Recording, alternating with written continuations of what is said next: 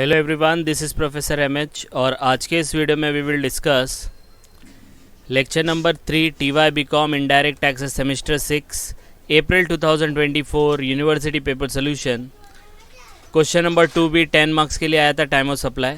The similar question is also applicable for TY BMS also, TY BAF also semester 5। तो यहाँ पे हम लोग देखने वाले हैं टाइम ऑफ सप्लाई गुड्स के केस में। ऑलरेडी थ्योरेटिकल पार्ट जो है वो कवर कर दिया गया है, लिंक डिस्क्रिप्शन में है, वहाँ पे जाके आप इसको और अच्छे से समझ सकते हो।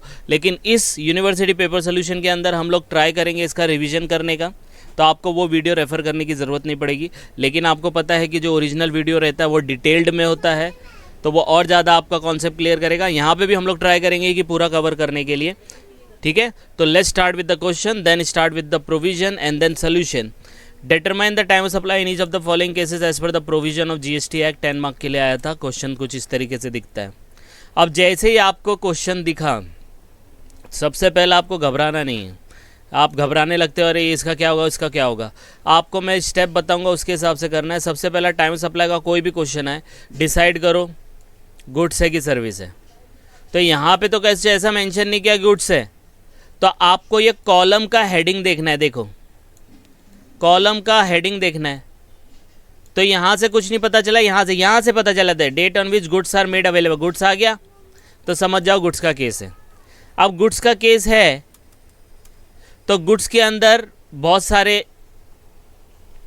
टाइम ऑफ सप्लाई के प्रोविजन है। पहला time of supply of goods, forward charge, time of supply of goods, reverse charge, time of supply in case of voucher, residual cases, addition in value, ये सब। तो सेम केस है ना time supply of service के लिए भी 5 case होते हैं। लेकिन याद रखना एग्जाम में जो इम्पोर्टेंट है वो है फॉरवर्ड चार्ज। अभी तक फॉरवर्ड चार्ज ही पूछा गया है, टीवाई बीएमएस में रिवर्स चार्ज तक। तो मेन जो है अपने ये 2 है, बाकी ये जो 3 है इसका ऑलरेडी वीडियो डाला है। इसके अंदर बहुत एक लाइन का है तो ऑब्जेक्टिव में पूछ सकता है, और शॉर्ट नोट में आया तो आपको ये लिखना पड़ेगा। तो मेन जो है ये वाले हैं, फॉरवर्ड चार्ज और रिवर्स चार्ज। अब पता कैसे चलेगा क्वेश्चन में कि ये फॉरवर्ड चार्ज का है कि रिवर्स चार्ज का है। तो रिवर्स चार्ज रहेगा ना तो क्वेश्चन में बोलेगा आरसीएम के हिसाब से फॉलो करो। आरसीएम मतलब रिवर्स चार्ज मैकेनिज्म। जैसे ही आरसीएम बोला रिवर्स चार्ज आ गया, लेकिन जब कुछ नहीं बोला तो समझ जाना फॉरवर्ड चार्ज है। स्ट्रेट फॉरवर्ड दिया है, कुछ करने की ज़रूरत नहीं है, तो फॉरवर्ड चार्ज है, ठीक है। क्वेश्चन ये रहा। अब इसको सॉल्व करेंगे तो पहला अपन डिसाइड करने का गुड्स है कि सर्विस है, कॉलम के हेडिंग से पता चल जाएगा, ठीक है। फिर आपको फाइंड आउट करना है फॉरवर्ड है कि रिवर्स है। अगर रिवर्स रहेगा तो आरसीएम बोलेगा, फॉरवर्ड रहेगा तो कुछ नहीं बोलेगा, तो फॉरवर्ड ही समझना, ठीक है। ये समझ में आ गया। अब हम लोग क्या करेंगे, इसको क्वेश्चन को कॉपी कर लेंगे। क्वेश्चन को देखो यहाँ पे हम लोग ने कॉपी किया, एग्जैक्टली सेम क्वेश्चन लिख लिया। देखो ये पूरा का पूरा कॉपी कर लिया, और फिर एक कॉलम बनानी है टाइम ऑफ सप्लाई, जिसके ऊपर मार्क्स मिलेगा। 10 मार्क के लिए है आपका, 1 मार्क आपके प्रोविज़न लिखने पे रहेगा। तो वो प्रोविज़न आपको यहाँ पे लिख लेना है कि क्या है। तो प्रोविज़न हम लोग यहाँ पे देखेंगे। तो मैंने क्वेश्चन कॉपी कर लिया है, तो देखो प्रोविज़न क्या है। Time of supply of goods में time of supply of goods, forward charge, reverse charge in voucher, residual cases, addition in value आएगा। अपना केस है फॉरवर्ड चार्ज का। फॉरवर्ड चार्ज के केस में टाइम ऑफ सप्लाई क्या होता है, वो होता है time of supply is earlier of invoice और payment whichever is earlier, ठीक है। सबसे पहला टाइम सप्लाई का मतलब क्या होता है। टाइम सप्लाई का मतलब होता है एक डेट फाइंड आउट करना है। डेट फाइंड आउट करने से ये पता चलेगा कि भाई सप्लाई कब किया था, उसके हिसाब से गवर्नमेंट को जीएसटी कब भरना है। तो ये आपको शॉर्ट नोट में हेल्प करेगा। जो मैं आपको बोल रहा हूँ वही ध्यान में रहेगा, सुन लो, यही चीज़ लिख के आना है, 5 में से 5 मार्क्स मिलेगा। तो टाइम सप्लाई का मतलब होता है, टाइम सप्लाई में एक डेट फाइंड आउट करते हैं। In time supply we find out one date, जिससे हमें पता चलता है, वी कम टू नो कि when we are suppose to pay tax to the government, GST to the government. तो टाइम सप्लाई से ये पता चलता है, ठीक है। समझ में आया। 5 केस होते हैं, forward, reverse, voucher, residual cases, addition in value. 5 के सिमिलर केस सर्विस के भी केस में होंगे। जब सर्विस का कराएंगे तो हम लोग एक्सप्लेन करेंगे। अब हमारा केस है फॉरवर्ड चार्ज का।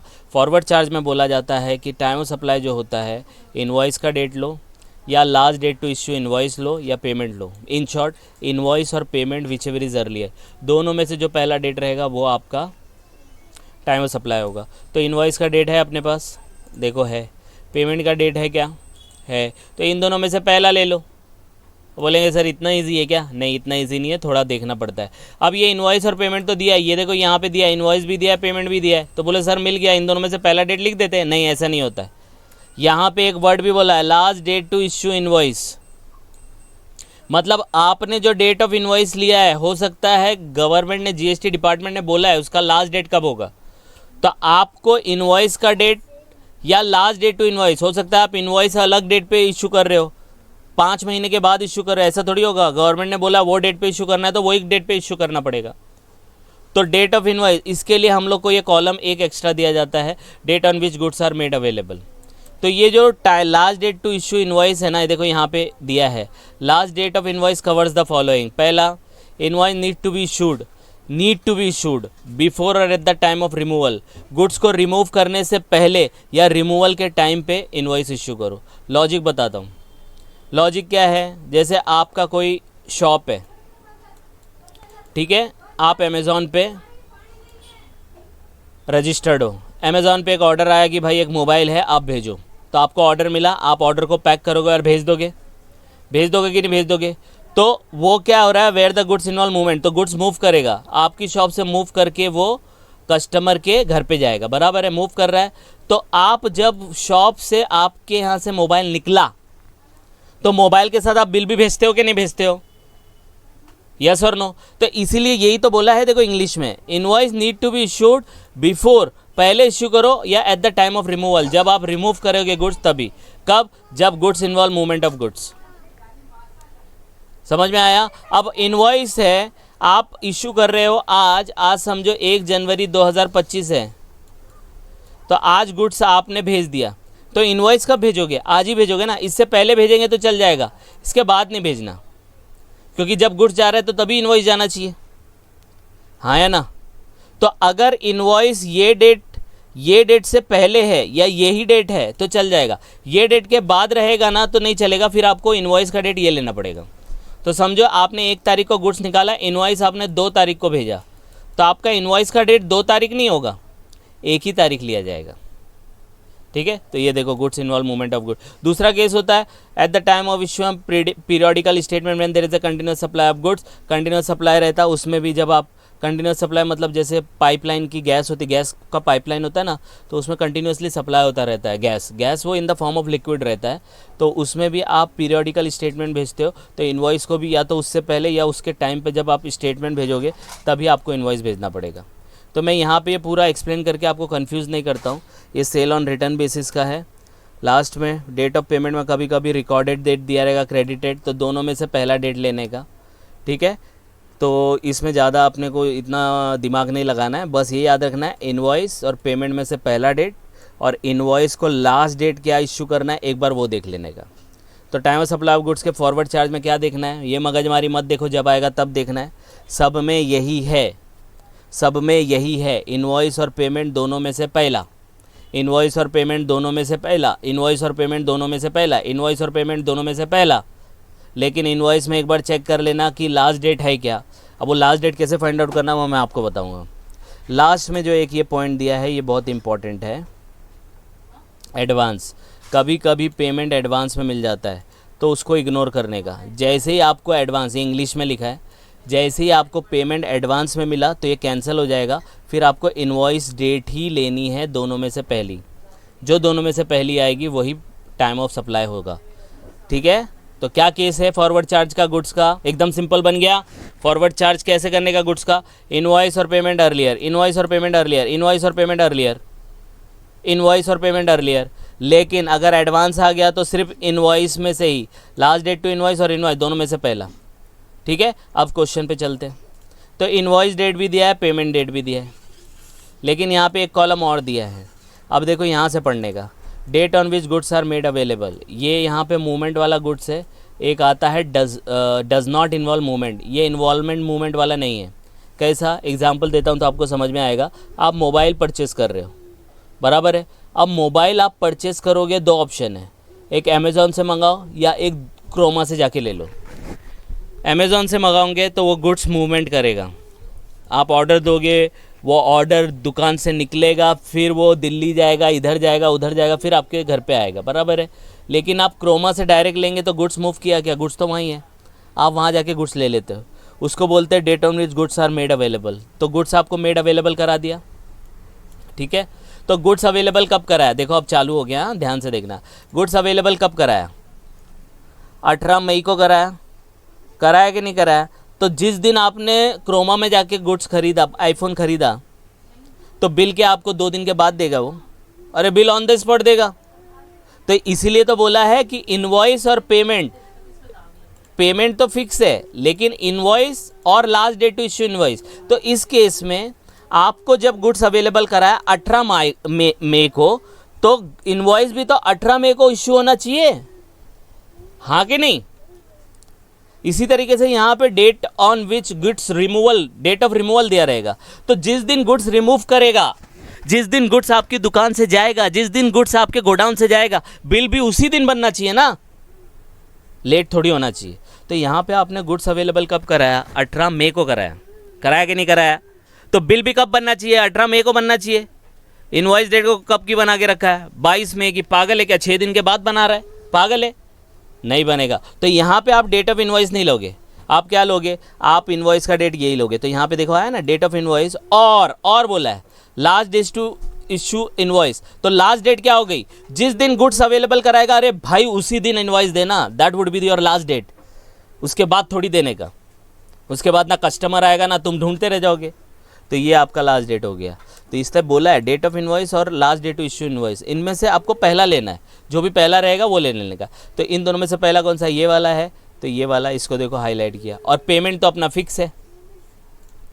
तो इन दोनों में से पहला, इन दोनों में से कौन सा पहला, 18 है। तो देखो 18 आएगा आंसर, ठीक है, समझ में आया। एक और बताऊंगा तो आपको समझ में आ जाएगा।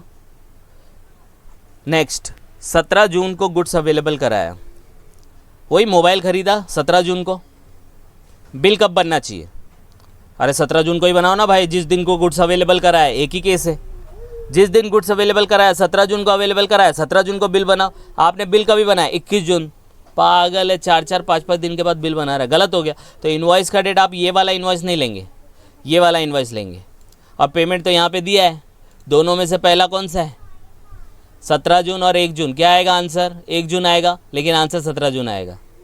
क्यों पता है, ये वाला केस देखो, मैंने एडवांस का बोला था। जब एडवांस आएगा, क्योंकि देखो पेमेंट एडवांस आ गया, 1 जून है, 17 जून, 21 जून और 1 जून, तो पेमेंट एडवांस में आ गया। तो ये आपका जो केस बन गया, मैं यहाँ पे इसको थोड़ा सा छोटा कर देता हूँ।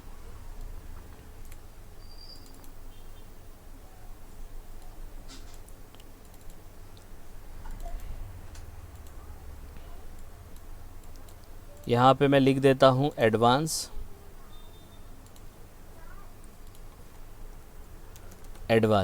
एडवांस के केस में ये वाला कॉलम लेने का ही नहीं, सीधा इन दोनों में से पहला। तो 17 जून इसका पहला आ जाएगा, ठीक है, समझ में आई बात। तीसरा देखो, 19 जुलाई को आपने गुड्स अवेलेबल कराया, कराया कि नहीं कराया, 19 जुलाई को कराया, तो बिल भी तो 19 जुलाई को बनना चाहिए ना, अकल के दुश्मन। 31 जुलाई को इन्वॉइस बना रहा, पागल है क्या। तो 19 जुलाई आप इन्वॉइस का डेट लेंगे, दोनों में से पहला ले लिया, ले लिया कि नहीं ले लिया। अलग अलग कलर करते तो समझ में आएगा। ये देखो ये रहा, ठीक है। और पेमेंट का भी ये 12 जून को है, 12 जून। अब देखो 12 जून जो है ये एडवांस में चला गया, तो एडवांस चला गया तो इसको एडवांस लिख देंगे। तो फिर ये वाला कॉलम लेने का ही नहीं, इन दोनों में से पहला। तो इन दोनों में से पहला कौन सा है, 19 जुलाई और 31 जुलाई। क्या आएगा आंसर, ये, ठीक है, यस और नो। मैं आपको शॉर्टकट भी बताऊंगा, ये थोड़ा कन्फ्यूजन हो रहा होगा, लेकिन पूरा वीडियो आप देखना तो मैं आपको शॉर्टकट भी बताऊंगा। 7-8 गुड्स कब अवेलेबल कराया, 7-8 को कराया, 7 अगस्त को कराया। इनवॉइस कब भेजा, 15 अगस्त। पागल है क्या, 7 अगस्त को गुड्स दे रहा तो 7 अगस्त को ही देना बिल, गलत कर दिया फिर। तो ये वाला आप लोगे इनवॉइस का डेट, और पेमेंट का डेट ये है। दोनों में से पहला कौन सा है, तो ये बाद में आ रहा है पेमेंट, देखो 18 जुलाई, तो चल जाएगा। तो 7 और 18 जुलाई, 7 अगस्त और 18 जुलाई में से पहला कौन सा है, 18 जुलाई है। यहाँ पे गलत आ गया, 18 जुलाई, तो आंसर वुड भी 18 जुलाई। समझ में आया, यस और नो, ठीक है। फिर देखो 22 सितंबर, 22 सितंबर को गुड्स अवेलेबल कराया, तो बिल भी तो 22 सितंबर को दे, 22/9 को, 30/9 को दे रहा है, 8 दिन के बाद। पागल है क्या। तो इनवॉइस अपने को कौन सा लेना पड़ेगा, ये वाला लेना पड़ेगा, इसको छोड़ दो। अब इसमें पेमेंट देख लो, पेमेंट बाद में ही आया, तो दोनों में से पहला डेट कौन सा है? 22/9, तो आंसर आ जाएगा 22/9। ये देखो, समझ में आई बात? यस और नो? ठीक है। फिर देखो 17 अक्टूबर है, 16 अक्टूबर है, इनवॉइस गुड्स अवेलेबल कराया 16 अक्टूबर को, इनवॉइस कभी है 13 अक्टूबर है। देखो ये चल जाएगा, पहले चलेगा। गुड्स लेने आया बंदा कभी 16 अक्टूबर को, बिल पहले भेज दिया, चलेगा भाई चलेगा। 13 अक्टूबर को बिल बनाया ना, पहले बनाया, चल जाएगा। पेमेंट है 19 अगस्त, एडवांस में दिया, देखो पेमेंट अक्टूबर मतलब एडवांस में, तो ये एडवांस का केस हो जाएगा। जैसे ही एडवांस का केस हो जाएगा तो आपका आंसर क्या बनेगा? ये वाला कॉलम ही नहीं लेना, दोनों में से पहला, तो आंसर आ जाएगा 13 अक्टूबर। तो 13 अक्टूबर, तो ये देखो आंसर है।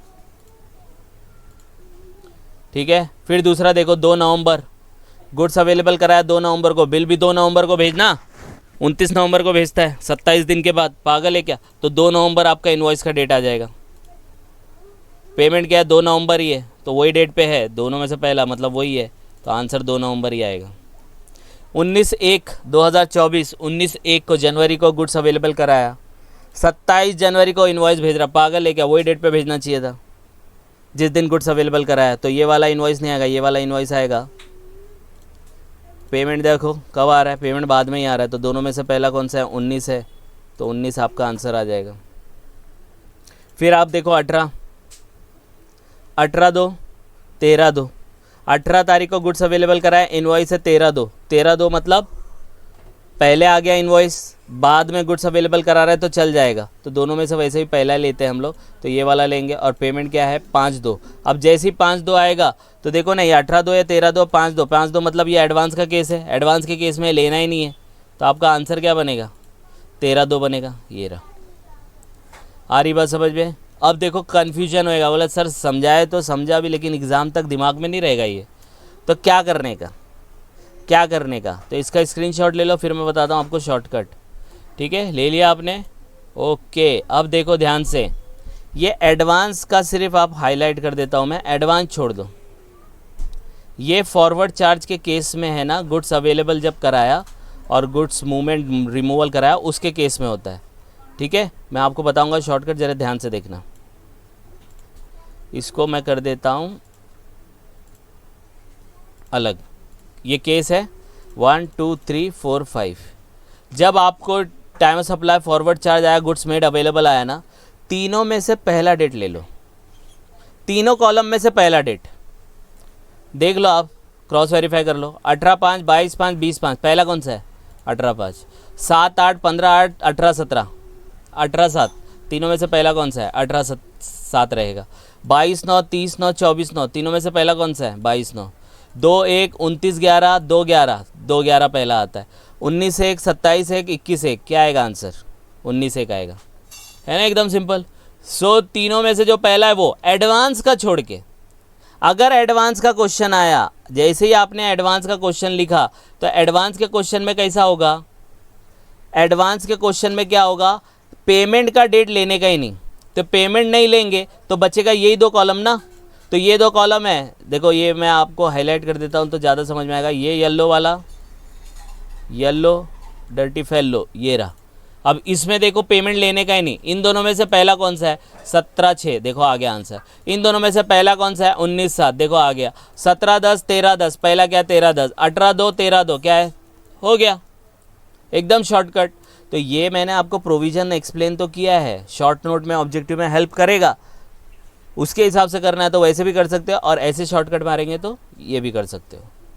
तो आई होप आपको ये समझ में आया होगा। ठीक है, आप इसको गो थ्रू करो, कुछ डाउट आता है तो कमेंट करके बता सकते हो। And please like and subscribe for more videos. इसी तरीके की वीडियो आएंगी विद लॉजिक, विद शॉर्टकट, जो आपको ईजी रहेगा याद रखने में। ठीक है, तो जस्ट गो थ्रू इट, कुछ डाउट आएगा please comment, and please like and subscribe for more videos. Thank you.